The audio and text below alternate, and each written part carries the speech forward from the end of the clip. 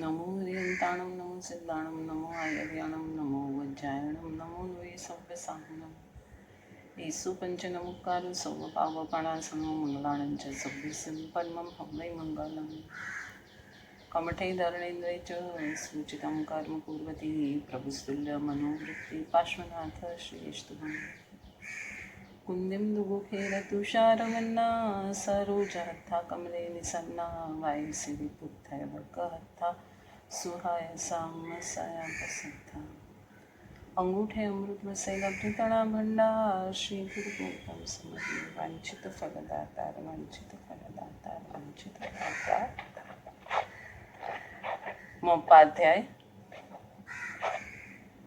महोपाध्याय यशु विजय महाराज साहेब रचित समाधि शतक ग्रंथ અને ભક્તિ યોગાચાર્ય પરમ પૂજ્ય યશુ વિજય મહારાજ સાહેબના વિવેચનના સ્વાધ્યાયનું આજે આપણે 15મો દિવસ છે. લાસ્ટ ટાઈમ કાલે આપણે શું જોયું? કાલે ખાસ આપણે એ જોયું જે ગાથા પ્રમાણે કે અયોગ્ય જે છે એને કોઈ ગ્રહણ કરતું નથી અને જે પોતાની વસ્તુને છે એ કોઈ છોડતું નથી. પોતે સર્વ સ્વભાવને, જગતના સર્વ સ્વભાવને જે જાણે છે અને જે સ્વ પર પ્રકાશક છે એવા આત્માની વાત કરી રહ્યા છે. તેમાં આપણે આગળ જઈએ. હવે છેલ્લે આપણે કાલે થોડું જોયું હતું, પાછા એ 4 સૂત્રને જોઈન્ટ કરી અને આપણે આગળ જઈએ છીએ. નિષ્કર્ષ આવ્યો, બિનજરૂરી પદાર્થોમાં એને કારણે બાહ્ય દુનિયામાં ઓતપ્રોત થવાનું સાધકને ગમતું નથી. અહીંયા સાધક જેને થવું છે, મોક્ષ માર્ગ પર જેને જવું છે, મોક્ષ માર્ગની શરૂઆત જેને કરવી છે, એવા જીવે શું શું કરવું જોઈએ એની ખાસ વાતો સમાધિ શતક ગ્રંથમાં મોપાધ્યાય યશુ વિજય મહારાજ સાહેબે રચી છે. સ્વભાવની દુનિયામાં પ્રવેશ થયા પછી તેમાંથી બહાર આવવાનું કોઈ રીતે બની ન શકે. ત્રીજો પોઈન્ટ છે, સ્વભાવના બધા જ આયામોને સાધક જાણે કે મારો સ્વભાવ ક્યારે ફિસલ્યો, ક્યારે એમાંથી હું બહાર નીકળ્યો, ક્યારે મને રાગ આવ્યો, ક્યારે એ સ્પર્શ થયો, ક્યારે એમાં ભળ્યો, એ બધાને સાધક જાણે. સાધક પોતાની સાધનાને ઉચકી શકે અને બીજાઓને તે માર્ગ તરફ આગળ લઈ જઈ શકે. આને સાધક કહેવાય છે. હવે આપણે આમ આગળ જઈએ છીએ. આ કડીને નિસંદેહ સિદ્ધોની દુનિયાની ખબર લાવનારી પણ કઈ છે કે મોક્ષમાં શું છે. ઘણા લોકો આપણને એમ પૂછે ને કે મોક્ષમાં શું છે, મોક્ષ એટલે શું, મોક્ષમાં જઈને શું કરવાનું છે. તો આ કડી આપણને આખો આન્સર આપે છે કે અગ્રાહ્ય જે છે એનું ગ્રહણ કરવાનું નથી. ચારેય બાજુ ઔદારિક વર્ગણા, શ્વાસોશ્વાસ વર્ગણા, કાર્મણ વર્ગણા, પૂતગલ આપણી ચારેય બાજુ પડેલું છે. એ કશાને ગ્રહણ કરવાનું નથી, કેમ કે એ મારો સ્વભાવ નથી. એટલે જે ગ્રહણ કરવા યોગ્ય નથી એ એક પણ વસ્તુને સિદ્ધ ભગવંતો ગ્રહણ કરતા નથી. પછી આવે છે સ્વભાવમાં સ્થિર રહે છે સિદ્ધ ભગવંતો. જ્યારથી મહાવીર સ્વામી પ્રભુ સિદ્ધ અવસ્થાને પામ્યા ત્યારથી અનંત કાળ સુધી પોતાના ઉપયોગને સ્થિર રાખી અને એમાં જ રમણતા કરશે. સર્વ રીતે સ્વભાવનું જાણપણું છે. બધા જ કોઈ પૂછશે કે ભાઈ ગોશાળો ક્યારે મોક્ષે જવાનું, તો સમૂહસરણમાં પ્રભુએ એનો જવાબ પણ આપ્યો. એટલે સર્વ પદાર્થોને પણ બરાબર જાણે છે અને સર્વ પદાર્થને જાણતા જાણતા પોતાના પદાર્થને પણ જાણી રહ્યા છે. અત્યારે બી સિદ્ધ ભગવંતની પર્યાયમાં આપણે બધા શું કરી રહ્યા છે, આપણું શું થવાનું છે, કેટલા ભવો થવાના છે, પાછલા કેટલા ભવો થયા, આ બધું સિદ્ધ ભગવંતો જાણે છે. તો સિદ્ધ શિલા પર આટલું જ કરવાનું છે. જે ગ્રહણ યોગ્ય છે જ્ઞાન એને ગ્રહણ કરીને બેઠા રહેવાનું છે. જે ગ્રહણ યોગ્ય નથી એને ગ્રહણ કરવાનું જ નથી, એને છોડીને આગળ જવાનું છે. પોતામાં સ્થિર રહેવાનું છે અને આખી દુનિયાને જાણવાનું છે. હા, પોતાનામાં સ્થિર રહી અને આખી દુનિયાને જાણવું કેટલું બધું ડિફિકલ્ટ કામ છે કે ઇઝી કામ છે? ડિફિકલ્ટ છે. સિદ્ધ ભગવંતો, કેવલી ભગવંતો તો સ્વ પર બધું બરાબર જાણીને પણ પોતાનામાં સ્થિર છે. આ જ સાધના છે. હવે આગળ જઈએ. આ કડીને સાધનાના માર્ગદર્શક સૂત્રોના રૂપમાં પણ આપણે જોઈ. હવે ચાલવાનું કે દોડવાનું? હવે ચાલશું કે દોડશું? તો કે છે પ્રાયોગિક આયામ આવો થશે. સ્વભાવ તરફ ખુલતી શક્ય એટલી બધી સાધનાઓ સાધકે કરવી. આયંબિલના તપથી સ્વાધ્યાય આદિને સારી પૃષ્ઠભૂ મળે છે તો આયંબિલ કરાય. સ્વાધ્યાયને ભીતરી સ્તર તરફ ખુલવા ઊંડી અનુપ્રેક્ષાનો સહારો લેવાય. પ્રભુની ભક્તિ ઉછળતા ભાવ સાથે કરાય. બાહ્ય ભાવોમાં એટલા ઊંડાણથી ખૂપેલા છીએ આપણે કે આવી સાતત્યપૂર્વકની સાધના વિના ઉગારાની શક્યતા ન ગણાય. પેલા નક્કી કરવું પડશે ને કે આપણે બાહ્ય ભાવોમાં ખૂપેલા છીએ તો સાધના આપણને કાર્યકારી થશે. સાધનાના ઘણા બધા પાસા પર એક સાથે થાક્યા વગર કામ કરવું જોઈશે. સાધના એટલે પરથી છૂટવું, અંદર સ્થિર થવું, અંદર શું છે તેને જોવું, એમાં સ્થિર થવું, રાગાદી ભાવોને ઘણું બધું કામ કરવાનું છે ને. એવું લાગે છે? ના, ઘણું બધું કામ કરવાનું છે. એક જ કામ કરવાનું છે, તારા સ્વભાવને તારે પકડવાનું છે. તારા સ્વભાવને તું પકડી લેશે તો આ બધું તો છૂટી જશે.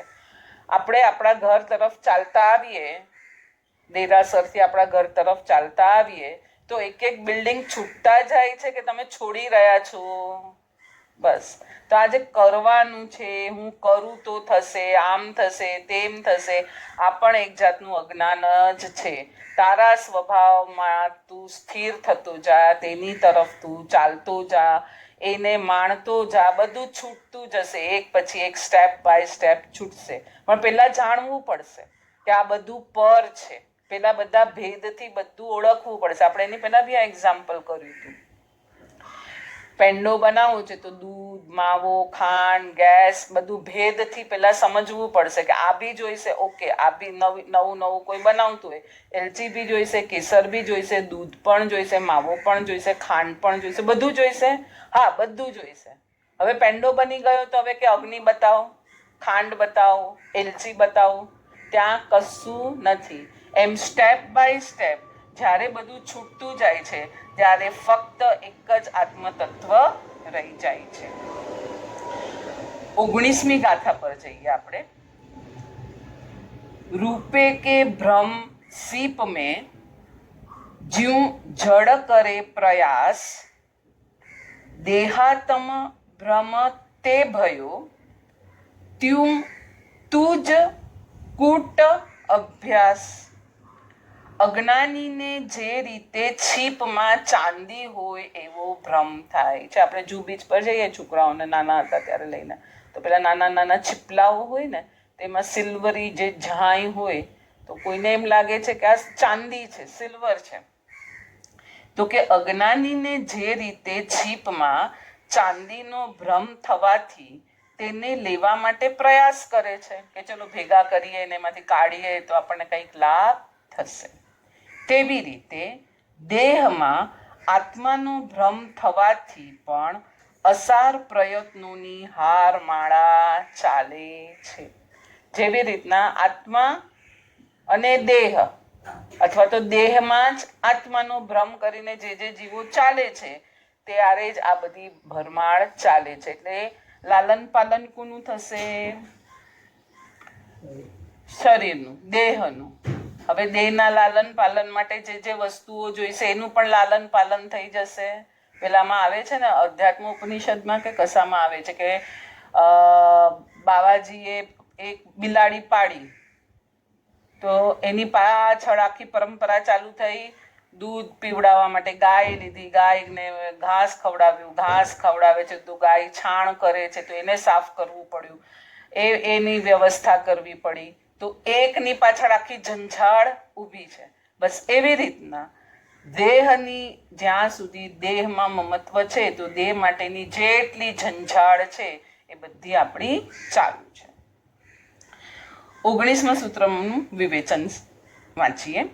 રાતનો સમય છે, ઝબુકતા તારલાઓનું આછું અજવાળું છે. પ્રવાસીને લાગ્યું કે રસ્તા પર સાપ છે. ગભરાઈ ગયો. ઓ બાપરે! સદભાગ્યે હાથબત્તી તેની પાસે હતી, એટલે કે ટોર્ચ. એણે ચાંપ દબાવી, પ્રકાશ રેલાયો. એણે જોયું તે દેખી પ્રવાસી હસી પડ્યો. ત્યાં તો ફક્ત શું હતું? દોરડું હતું. દાર્શનિકોની પરિભાષામાં આ છે રજ્જુમાં સર્પ ભ્રમ. આ બધા એક એક ન્યાયના શબ્દ છે કે રજ્જુમાં શેનો ભ્રમ કર્યો છે એણે? સાપનો.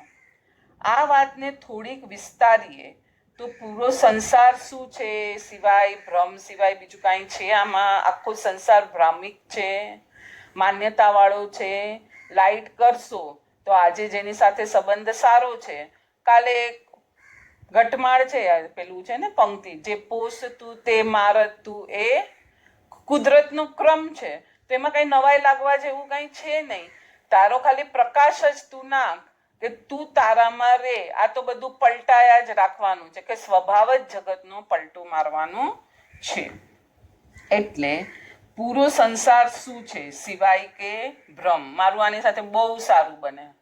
ભ્રમ છે કે સત્ય છે? ભ્રમ. હા બરાબર. સ્વાર્થ છે ત્યાં સુધી બધું સારું છે, પછી રાત ગઈ અને વાત પણ ગઈ. ભ્રમનું કેન્દ્ર સ્થાન છે વાસ્તવિક હુંનું વિસ્મરણ. આવી ગયું, હું ને ભૂલી ગયો અને પેલા સ્વાર્થમય જે સંસાર હતો એમાં ઉત્પ્રોત થઈ ગયો. સ્વાર્થ પૂરો થઈ ગયો. પેલા એ તમને આમ કર્યું તો હવે દુખવા બેઠા, પણ ત્યારે ચેતી જવું હતું ને ભાઈ. પણ આપણે ક્યારેક ક્યારેક લપસી જઈએ છીએ ને. હજી આપણે મિથ્યાત્વ ગુણસ્થાનકે છીએ પણ ગુરુજનો આપણને બરાબર સાચવી લે છે. ક્યારેક થઈ જાય છે, આપણે બી છદમસ્ત છે ને, તો આપણે બી સિદ્ધશિલા પર અત્યારે ભગવાન સાથે જ બેઠા હોત ને. ઘણા મને એમ કે ભાવનાબેન તમારાથી ભૂલ થાય, કે મારાથી ના થાય ભૂલ? ના થાય. હા પણ ડિમાન્ડ લોકોની એવી છે, એ લોકોથી ભૂલ થાય કે ન થાય એ ચાલશે, મારે કોઈ ભૂલ નહીં કરવાની. અરે હું બી મિથ્યાત્વ ગુણસ્થાનકે જ છું. થશે, સમજણ છે, કરું છું, પ્રેક્ટિસ ચાલુ છે, પણ થઈ જાય છે ક્યારેક. ભાવાવેશમાં પણ થઈ જાય છે, આવેશમાં નથી થતી, ભાવાવેશમાં ચોક્કસ થઈ જાય છે. અને એ પણ પાછા પરની ચિંતા વધારે કરવા જઈએ ને ત્યારે એમ થાય કે લોકો સમજે, લોકો પામે, પણ હવે એક જ હું મને સમજું તો બસ છે. બસ હું આત્માને બદલે હું દેહ, આ એક મોટો ભ્રમ. અને એ ભ્રમ પછી ચાલે ભ્રમોની પરંપરા. બરાબર છે? આપણે જે હમણાં બિલાડી, દૂધ, આ પરંપરા આ ચાલશે. આ ભ્રમઝાડ તૂટે સી રીતે? હવે ભ્રમઝાડને તોડવાની છે. દેવચંદ્રજી મહારાજ સાહેબે પરમ તારક શ્રી સુવિધિનાથ પ્રભુની સ્તવનામાં આનો માર્ગ દર્શાવ્યો છે. પહેલા કીધું પ્રભુનું દર્શન. 4 સ્ટેપ્સમાં આખું સુવિધિનાથ ભગવાનનું સ્તવન બેસાડ્યું છે. પહેલા કીધું પ્રભુનું દર્શન. આગળ ઘણું ઘૂટ્યું આપણે પ્રભુનું દર્શન. પરમ તારક, શાંત રસ, ઉપશમ રસ, મુખ પર, આંખમાં, કેટલું બધું આપણે ઘૂટ્યું. એમાં પ્રભુનું દર્શન કરતા સ્વરૂપનું સ્મરણ થવું જોઈશે. જેવું સ્વરૂપનું સ્મરણ થાય છે જીવને, વિભાવોથી મનનું પાછું હટવું થશે ને. આપણે બી વિભાવમાં બળી જઈએ છીએ, પછી એમ થાય છે કે ના ના જવા દો, આપણે આપણું કામ કરવું. પછી સ્વરૂપનું અનુસંધાન ભણી આગળ જવું. એટલે કાંઈ પણ ઘટમાળ આવે ત્યારે સેન્ટરમાં ભગવાનને મૂકી દેવાના. મહાવીર સ્વામીના સમોસરણમાં કેટલા પાખંડીઓ હતા, કેટલા નિર્નવ હતા, કેવલીની પરસદામાં. તો આપણે તો એની સામે કાંઈ તણખલું પણ નથી. એટલે પ્રભુનું દર્શન કરતા સ્વરૂપનું સ્મરણ થવું જોઈએ. સ્વરૂપનું સ્મરણ કરતા કરતા વિભાવોથી મન પાછું ફરવું જોઈએ. અને પછી પોતાના સ્વરૂપના અનુસંધાનમાં એને જોડાઈ જવાનું છે. કેટલો સુંદર આ માર્ગ છે. હવે એમાં ફાયદો શું થશે? પરમાત્માનું દર્શન તો પરમાત્મા કેવા છે? દેવચંદ્ર મહારાજ સાહેબનું સ્તવન છે ને, દીઠો સુવિધિ જીણંદ સમાધિ રસે ભર્યો હો લાલ, ભાસ્યો આત્મ સ્વરૂપ અનાદિનો વિસર્યો હો લાલ, સકલ વિભાવ ઉપાધિ થકી, આ બધું શું છે? ઔપાધિક છે, ઉપાધિક છે. મન ઓસર્યો હો લાલ, સત્તા સાધન માર્ગ ભણી એ સંચર્યો હો લાલ. બસ એ જ 4 સ્ટેપ્સ છે કે પરમાત્માનું દર્શન થયું અને એમનું સમાધિ ભર્યું, રસ ભર્યું મુખ જોતા મને પણ મારું સ્વરૂપ આ જ છે એ યાદ આવી ગયું. પરમાત્માનું દર્શન પાછું કરવાની આ રીત બતાવી છે કે નિર્વિકલ્પતાની પૃષ્ઠભૂ પર અંદર સંકલ્પ વિકલ્પ બધું ચાલતું હોય તો પ્રભુનું મુખ શું કહેવા માંગે છે એ પણ આપણને કાંઈ સમજાવવાનું નથી. એટલે નિર્વિકલ્પતાની પૃષ્ઠભૂ પર ચિત્તની તરંગયાતી દશા ગઈ. તરંગ તળાવ છે, તળાવના કિનારે તમે બેઠા છો, નદી નહીં તળાવ, તળાવના કિનારે તમે બેઠા છો તો ક્યારે તમને તમારું મુખ એમાં દેખાશે? પાણી શાંત હશે તો તમને મુખ દેખાશે. હવે એમાં એક કાંકરી નાખો તો શું થશે? કેટલા બધા વમળો ઉત્પન્ન થશે. હવે એમાં તમારું મુખ દેખાશે? બસ એ જ વસ્તુ કીધી કે ચિત્તમાં તરંગ નથી ત્યાં સુધી તમને બધું બરાબર દેખાશે. આ જોતા જોતા પ્રભુના ગુણ દેખાશે, પ્રભુનું સમાધિ ભર્યું રૂપ એનું પ્રતિબિંબ થશે અને એનાથી ફાયદો થશે. તમને તમારી દશા ઓળખાઈ જશે. કેમ કે સાધક તો એ જ થશે ને, કંઈક તત્વચિંતન કર્યું હશે, કંઈ તત્વમાં આગળ વધ્યું હશે, આત્માના ગુણને ઓળખ્યું હશે, કંઈક ગુરુ પાસે કીધું હશે કે હવે આ વિભાવો મને નડે છે, હવે મને સ્વભાવ તરફ જવું હશે. આવી જેણે વિચારણા કરી હશે એ જ્યારે આવું દર્શન કરશે એ સડસડાટ આગળ ચાલવા માંડશે. અહીંયા એક એક્ઝામ્પલ આપે છે કે આવો સાધક ધ્યાન દશામાં આવે ત્યારે તેની ચિત્ત દશા વધુ નિર્મળ બનેલી હોય. એ સમયે પ્રભુના સમાધિ રસનો આછોસો અનુભવ એને થઈ જાય છે. રાજાને ત્યાં 2 ચિત્રકાર આવ્યા. બેવને સામસામી પરશાળમાં ચિત્ર દોરવા માટે આપ્યું અને વચ્ચે એક પડદો રાખ્યો. ખબર ન પડે કે બેઉ જણા કયું ચિત્ર દોરી રહ્યા છે. એક વચ્ચે પડદો રાખ્યો છે, આ બાજુ એક ચિત્રકાર ચિત્ર દોરે છે ને એક બાજુ બીજી બાજુ બીજો ચિત્રકાર દોરી રહ્યો છે. એવી રીતના રાજાએ બેઉને કામ આપ્યું છે. 6 મહિના થયા. બેઉ ચિત્રકારોએ રાજાને કહ્યું, અમારી ચિત્રકળાને આપ હવે જુઓ. રાજા આવ્યા, વચ્ચેનો પડદો દૂર થયો. રાજા નવાઈમાં ડૂબી ગયો. બેઉ બાજુ એક જ સરખું ચિત્ર છે. બન્યું કઈ રીતે? બેઉ પર પહેરો હતો, બેઉ એકબીજાની કોપી ન કરે એના માટે બેઉને અલગ અલગ રાખવામાં આવ્યા હતા. અલગ અલગ તો રાખ્યા, પાછું પડદાથી ચોકી પહેરો છે, છતાં બેઉનું ચિત્ર એક સરખું બન્યું કઈ રીતે? પછી ખ્યાલ આવ્યો કે એક ચિત્રકારે તો ફક્ત ચિત્ર દોર્યું હતું, બરાબર, બીજાએ તો માત્ર ભીતને ઘસી ઘસી ઘસીને આરીસા જેવી દર્પણ જેવી કરી દીધી હતી. એટલે નિર્મળ અંતરાત્મ દશામાં પ્રભુના ગુણોના પ્રતિબિંબ પડે છે. આપણા આત્માને આપણે ઘસ્યો, નિર્મળ કર્યો. અંદર કપટ, કૂળ, કપટ, ક્રોધ, માન, માયા, લોભ, વિભાવ, રાગ, દ્વેષ, દેહાધ્યાસ આ બધું અંદર પડેલું છે. એ નક્કી કર્યું છે કે નથી? છે તો એને કાઢવાનો પ્રયત્ન કર્યો છે, તો એ ખટકે છે કાંટાની જેમ, એને કાઢવું છે એ નક્કી કર્યું. આ કરશું અને ઘસ ઘસ ઘસ ઘસ કરશું, જેવા બાર પ્રભુ છે એવું જ અંદર મને મારું દર્શન થઈ જશે. અઘરું છે? અઘરું છે?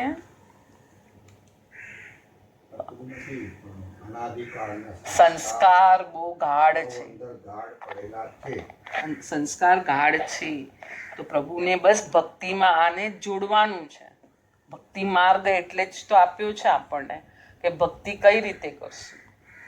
અંદરના છે કે હું આવો છું, હવે તને જોઈને મને તારું આમાં આપ્યું ને દીઠો સુવિધિ જીણંદ સમાધિ રસે ભર્યો હો લાલ.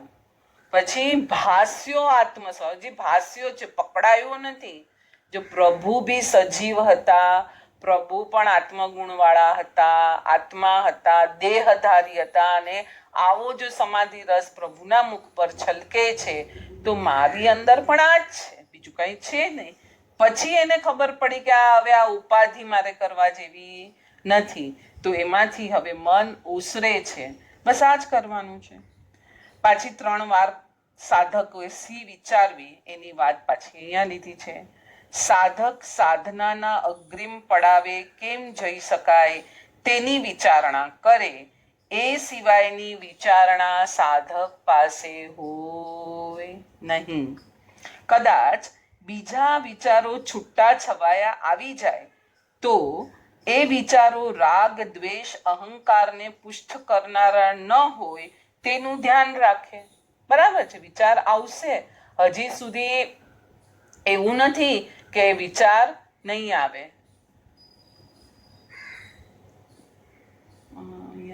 મને કઈ ખબર નથી શું છે. સાધક સાધનાના અગ્રિમ પડાવે કેમ જઈ શકાય તેની વિચારણા કરે, એ સિવાયની વિચારણા એની પાસે ન હોય.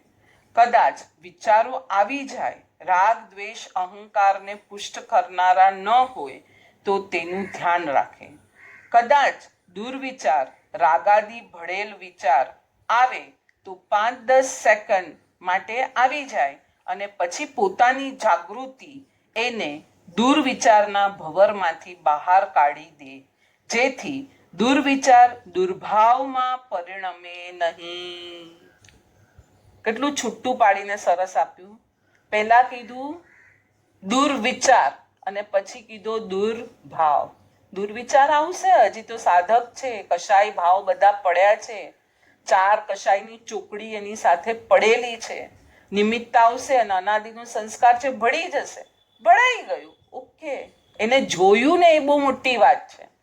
ભળીને બી આપણે જોતા નથી ને એને સારો માનીએ છીએ કે આ કરીશ તો જ બધા મારી વાહ કરશે, મને મારાથી બધા દબાયેલા રહેશે. આ બધી માન્યતાઓ છે ને એ તો ગાઢ મિથ્યાત્વીની છે. જ્યારે આ જોશે કે ના વિભાવ આવ્યો છે, પણ એને ધ્યાનમાં, અહીંયા શબ્દ બહુ ફાઇન કીધો, જેથી દુર્વિચાર દુર્ભાવમાં પરિણમે નહીં. બધા જીવો કર્મને વશ છે, જેમ હું પણ કર્મને વશ છું એમ બધા જીવો કર્મને વશ છે. ઇટ્સ ઓકે, કઈ વાંધો નથી. એ એનું કાર્ય કરે છે, મારે મારું કાર્ય કરવાનું છે. 2-5 મિનિટ તમે એને પંપાડો, જાગૃતિ આવે એ ક્ષણે દુર્વિચાર અટકી જાય, માટે દુર્ભાવની ધારા ચાલુ જ ન થાય. કેટલી સુપર અહીંયા ગુરુજીએ સમજણ આપી છે. દુર્વિચાર આવ્યો એને જુઓ, દુર્ભાવમાં તમે ન જાઓ, જોઈ લો, એને કાઢવાનો પ્રયત્ન કરો, જીતવાનો પ્રયત્ન કરો. એની વિચારણા બસ એ 2-5 સેકન્ડ પૂરતી રાખો, પછી આપણે આપણા કામમાં લાગી જાઓ. આ માર્ગનું 2, 3 અને 4થું ચરણ. સમાધિ રસથી સભર પ્રભુનું દર્શન થયા પછી પોતાના સ્વરૂપનું સ્મરણ. વિભાવોથી મન ઉસરી ગયું, હટી ગયું, સ્વરૂપને પામવા માટેની યાત્રા શરૂ થઈ ગઈ. કેવો સરસ સુંદર માર્ગ છે. હવે 4થું ચરણ. અપ્રમત્તતા પૂર્વકની સાધના શરૂ. અપ્રમાદને ઘૂંટ્યા કરવાનું છે, હોશને પ્રબળ બનાવ્યા કરવાનું છે. હોશ, કાલના સ્વાધ્યાયમાં કયો શબ્દ આવ્યો હતો? ઉજાગર દશા. સ્વપ્ન દશામાં પણ વિકલ્પ છે, સંસાર દશામાં પણ વિકલ્પ છે. નિદ્રા દશા છે બેહોશ ભરી, હોશ દશા, જાગૃત દશા, ઉજાગર દશા એ સાધકની દશા છે અને અપ્રમાદને એમાં ઘૂંટ્યા કરવાનું છે. આ પ્રેક્ટિસ જેટલી ત્યારે જાગૃત દશામાં ઘૂંટ્યા રાખશું ત્યારે ક્રોધ વગેરે કે વિભાવ વગેરેના હુમલા જ્યારે આવશે ત્યારે આ જ દવા આપણને કામ આવશે. ફકીર અંધારી રાતે એક વૃક્ષ નીચે બેઠા છે. તેમણે એક માણસને આજુબાજુ ટહેલતો જોયો. પૂછ્યું, કોણ છો? એ કહે છે, હું વોચમેન છું. આ બંગલો મારા શેઠનો છે. હું તેનો નોકર છું. આખી રાત મારે બંગલાની ચારે બાજુ આંટા ફેરા લગાવવાના છે અને એ રીતે સુરક્ષાની જવાબદારી મારે નિભાવવાની છે. ફકીરે વિચાર્યું, મારા માલિકની આજ્ઞા પ્રમાણે મારે 24 કલાક અપ્રમત્ત રહેવાનું છે. જેવી રીતના પેલાને કે શું આપ્યું હતું? ચારે બાજુ બંગલાની ફરતા રહેવાનું, અંદર કોઈ ચોર પ્રવેશે નહીં એનું સતત ધ્યાન રાખવાનું કીધું હતું. હવે અહીંયા શું કીધું છે? ફકીરે શું વિચાર્યું? મને પણ મારા માલિકે, મને પણ મારા ભગવાને, મને પણ મારા ગુરુઓએ શું શીખવાડ્યું છે? 24 કલાક તારે જાગૃત રહેવાનું છે, અપ્રમત્ત રહેવાનું છે. હું કેટલો સમય હોશમાં રહી શકું છું. સાધનાને હોશની જાગૃતિની પૃષ્ઠભૂ પર લઈ જવી જોઈએ. હોશ, હુંનું સતત સ્મરણ, એ સતત સ્મરણ સાધનાને પ્રભુના અનુગ્રહથી ભીની ભીની રાખે છે. સાધનાને કોણ ભીનું રાખે છે? વિનાશ કોણ રાખે છે સાધનામાં? તો કે પ્રભુનું, હુંનું સતત જે સ્મરણ ચાલે છે એ સાધનાને ભીની ભીની રાખે છે. હુંની સ્મૃતિ, સાધના, પ્રભુના અનુગ્રહની વૃષ્ટિ, હું ભાવ તરફ એક ડગલું આગળ. જો અંદર ભિનાશ અનુભવાશે, પ્રભુને જોતના અંદર કંઈક ભિનાશ અનુભવાશે તો એક સ્ટેપ આપણે આગળ ગયા. સાધનામાં થતો અનુભવ એ જ પ્રભુના અનુગ્રહની અનરાધાર વરસતી ધારા છે. એટલે આ સાધના થઈ, વિભાવ આવ્યો, વિભાવને જુઓ, વિભાવમાંથી કેવી રીતના મુક્ત થવાય છે તેની સાધનામાં લાગી પડો. અંદરની ભિનાશ અનુભવાવશે. આ ભિનાશને અનુભવતા સાધક એક એક ડગલું આગળ જઈ રહ્યો છે. શ્રીપાદ રાસમાં ઉપાધ્યાય શ્રી યશોવિજય મહારાજ પોતાને થયેલ અનુભવને આ રીતે શબ્દમાં ઢાળે છે. તૂઠો તૂઠો રે મુજ સાહિબ જગનો તૂઠો, એ શ્રીપાળનો રાસ કરંતા જ્ઞાન અમૃત રસ વૂઠો રે. પરમાત્માના પ્રસાદની વર્ષા સાધનાને ભીની ભીની રાખે છે. ગીતામાં પણ શ્રી કૃષ્ણ કહે છે, ગોપનીયોમાં હું મૌન છું, સાધના છું. એટલે કે જ્યાં ગુપ્તતા છે કે વિકલ્પ છે, સંકલ્પ વિકલ્પ છે ના, જ્યાં ગોપનીય છે, જ્યાં શાંતતા છે, જ્યાં જીવો શાંત બેઠા છે, એ બધામાં સાધના બેઠેલી છે. ગોપનીય મૌન હોય કે શબ્દ વિચાર હોય, જવાબ સરસ છે. મૌનને, સાધનાને બીજાને જણાવવી એનો અર્થ એક જ થાય છે કે બીજાને બતાવવાનો રસ છે. સાધના તમે જે કરો છો એના બીજાને જણાવવી, બીજાની એની સાથે ચર્ચા કરવી, એ બીજાને બતાવવાનો હજી તમને રસ છે. બીજાને પ્રભાવિત કરવાના રસવાળી વ્યક્તિ ધ્યાનમાં સી રીતે ઉતરશે? હજી પરના લક્ષ્ય જેને બધું કાર્ય કરવાની આદત પડી ગઈ છે એ જીવો ધ્યાનમાં કઈ રીતે ઉતરશે? તમારી સાધના તમારી પોતાની વૈયક્તિક ઘટના છે. તમારી સાધના તમારી પર્સનલ છે. આપણી બધાની સાધના પોતપોતાની પર્સનલ છે. એમાં કંઈ કોઈને કહેવાની જરૂર છે? ડિસ્કશન કરવાની જરૂર છે ક્યાંય? અને તમે જો એના ગાણા ગાવા બેસશો તો રાગ આવીને જ રહેવાનું છે, ચોક્કસ આવશે. કેમ કે હજી આપણે વિતરાગ અવસ્થાનું શું મિથ્યાત્વ ગુણસ્થાનકથી સમ્યક દર્શન તરફ સુધી હજી નથી ગયા. તો એ છુપો અહમ બી તમને ક્યાંક પછાડશે જ. તમારી સાધના તમારી પોતાની વૈયક્તિક ઘટના છે, એ તમારા પૂરતી જ રાખવી. એના ગાણા ક્યાંય બીજે ગાવાના નથી. હા, પ્રભુને અને સદગુરુને તે ગણાવવી જ જોઈએ. કેમ? પ્રભુને કેમ કહેવાની છે અને ગુરુને પણ કેમ કહેવાની છે? પ્રભુ એમાં કઈ આપણી ત્રુટિ હશે તો માર્ગ બતાડશે. પ્રભુ માર્ગ બતાડશે. પ્રભુને થેન્ક્સ કહેવાનું છે. પ્રભુએ આ બધું કર્યું છે એટલે આના ચરણે ધરવાની છે. અને ગુરુને કેમ કહેવાની છે? ગુરુ સર્ટિફાઈડ કરશે કે બરાબર આગળ જઈ રહ્યો છે કે હજી અહમને પૂછી રહ્યો છે કે ભૂલ કરી રહ્યો છે કે શું કરી રહ્યું છે. મોટા એક ગુરુ કહેવાતું કે ગુરુ મૌની છે.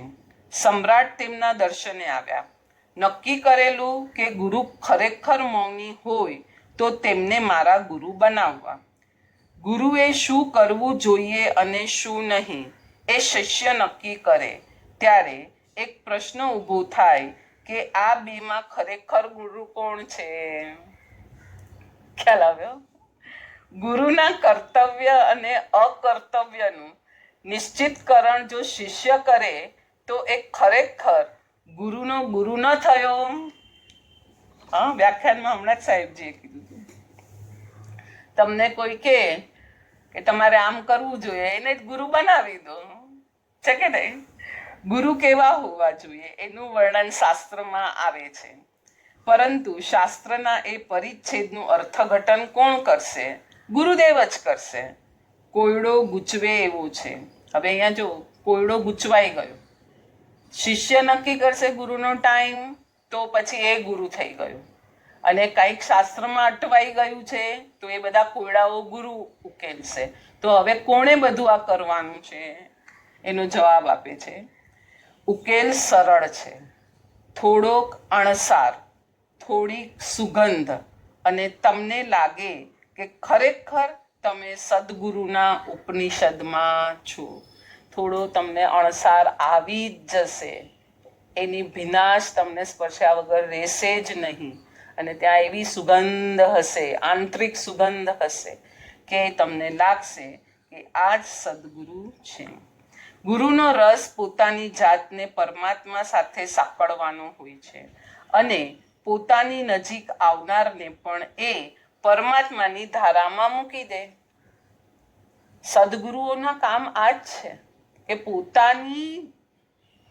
પોતે જે પામ્યા છે, પોતાના ભક્ત નથી બનાવવા સદગુરુઓને, એને પાછા પ્રભુના જ ભક્ત બનાવવા છે. પોતે જે ધારામાં વહી રહ્યા છે એ ધારામાં સાધકને મૂકી દેશે તો સાધક પણ તરત, આપણે આવ્યું ને, કેટલા હલકા થઈ જવાનું છે, કેટલા પેલા થઈ જવાનું છે, કેવી રીતના તરવાનું છે, લોખંડની નાવમાં નથી બેસવાનું. આગળ બધામાં સરસ એક એક એક્ઝામ્પલ આપીએ આપણને સાધનામાં કઈ રીતે આગળ જવાના, કેટલા સરસ સરસ રસ્તા આમાં બતાવ્યા છે. ગુરુનો રસ પોતાની જાતને પરમાત્મા સાથે સાંકળવાનો હોય છે અને પોતાની નજીક આવનારને પણ એ પરમાત્માની ધારામાં મૂકી આપે છે. નજીક આવેલ વ્યક્તિત્વને પોતાના ભક્ત બનાવવાનો એમને જરા પણ રસ નથી. પરમની દુનિયા જેમના માટે ખુલી ગઈ છે એ સદગુરુ તમારી દુનિયા ભણી નજર પણ કેમ નાખી શકે? એમને ઈચ્છા જ નથી. એમને ખબર પડી ગઈ છે આ તો ઉપાધિ છે, આ બધું છોડીને હું અહીંયા આવ્યો છું અને હવે કંઈક મેં અચીવ કર્યું અને હવે પાછું હું ભક્તોને બનાવવા જઈશ તો પાછું મારું તો આ જ બધું ગડબડ થઈ જવાનું છે. માત્ર એણે પરમાત્માએ કહ્યું છે માટે નજીક, જો બહુ ફાઇન સેન્ટેન્સ કીધું, સદગુરુ તમારી ભણી નજર પણ કેમ નાખી શકે? માત્ર એણે પરમાત્માએ કહ્યું છે માટે નજીક આવનાર લોકોને તેઓ તેની વાતો કરે છે. પરમાત્માની આજ્ઞા છે ધર્મકથા કરવી અને ધર્મકથાથી કોક જીવ પામી જશે તો એમની સામાચારી છે, એમનું કર્તવ્ય ન કહેવાય પણ સામાચારી છે. આપણે કર્તવ્ય બી કેવું હશે તો કંઈ વાંધો નથી કે સદગુરુએ આ બધા બોધ ન આપ્યા હોય તો આપણા જેવા અબુધને તો શું ખબર પડી હોય. તો એ માટે તેઓ તેની એટલે કોની? પ્રભુની સિવાયની બીજી કોઈ વાત કરવાની નથી. હવે સમ્રાટે નક્કી કરેલું કે ગુરુ મૌની હોય તો એને ગુરુ પદે સ્થાપવા, પણ સમ્રાટના ગુરુ બનવાનો રસ આ ગુરુમાં ક્યાં હતો? ગુરુ એ દિવસે ખૂબ બોલ્યા સમ્રાટની હાજરીમાં. સમ્રાટને થયું કે આ તો બહુ બોલકણા સંત છે. સારું થયું કે મેં એમને પહેલા મને શિષ્ય બનાવવાની પ્રાર્થના ન કરી. સમ્રાટ પોતાના મહેલે જતા રહ્યા. હવે શું થયું? ગુરુ ખડખડાટ હસી પડ્યા. ટળી. સાધના આત્મશુદ્ધિ માટે કરવાની છે, પણ આત્માને જ ન જાણ્યો હોય તો શું થશે? છીપમાં જેમ ચાંદીની ભ્રાંતિ થાય તેમ દેહમાં જ આત્માની ભ્રાંતિ થયેલી હોય તો તમે ભીતરી દુનિયા ભણી ડગ કેમ ભરી શકો? આ ભ્રમણાને તમારે વારવી રહી. ભ્રમ તોડવા માટે જીનગુણ દર્શન, તે દ્વારા આત્મગુણ દર્શન, ભાસ્યો સ્વરૂપ, એનાથી એ સ્મરણને ઝંકાર કરે છે અને તમને તમારા ઘર તરફ પાછા ફરવાનું કહે છે. આ રીતે 19મી ગાથા પૂરી કરી આપણે. હવે 20મી ગાથા લઈશું.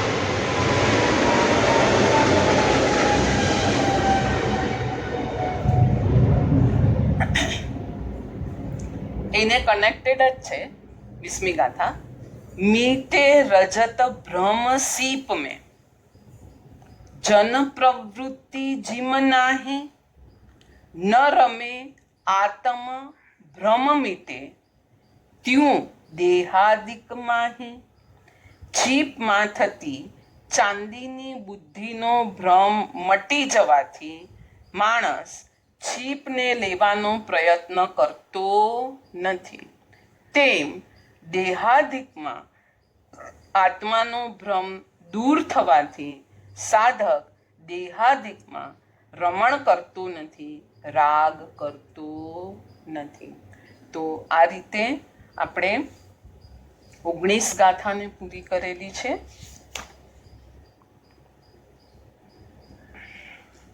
હિન્દીમાં દીઠો સુવિધિ જીણંદ સમાધિ રસે ભર્યો હો લાલ, भास्यो आत्म स्वरूप अनादिनो विसर्यो हो लाल. देवचंद्र चौबीसी की जो ये गाथा है उसमें पूरा मार्ग बता दिया है कि प्रभु का दर्शन कैसे करना है. प्रभु का दर्शन करते हैं तब प्रभु की प्रतिमा कितनी ऊंची है, धातु की है, आरस की है, ये सब नहीं देखना है. उसकी आंखें, उसका मुख कितनी शांतता से भरपूर है. अगर उसको पिएंगे तो वो हमारे अंदर जो जहर है, उसे राग द्वेष क्रोध मान माया लोभ रूप जो जहर है वो निकालने के लिए बहुत सक्षम है. तो ये रीते इस तरह प्रभु की प्रतिमा का दर्शन करने से फायदा क्या होता है कि हमारी सर्व उपाधियां जो है, देह शरीर तन धन संपत्ति घर परिवार, उसमें से विड्रॉ होता है मन, और जो हमारा साधन है, जो हमारी सत्ता है, हमारा ज्ञानादि गुण की जो सत्ता है, उस तरफ हम चलना शुरू करते हैं. जीनाज्ञा विरुद्ध कांई पण बोलाયું હોય તો મિચ્છામી દુક્કડમ સર્વ જીવો સાતામાં હસો અને આરાધના બધાની સારી ચાલતી હશે.